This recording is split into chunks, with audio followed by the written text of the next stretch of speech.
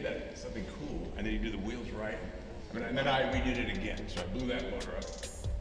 Well, I didn't drive too, but we just finished this one. It's the most incredible motor.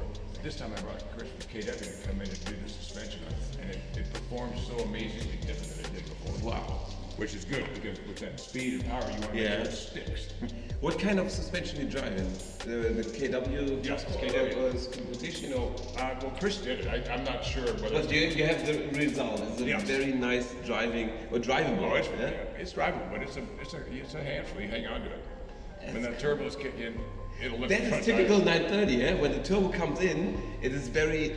It has to be stable. It's fun. It's interesting because you don't know what it's going to do. Yeah, right. You got to hang on and hope you're going with it.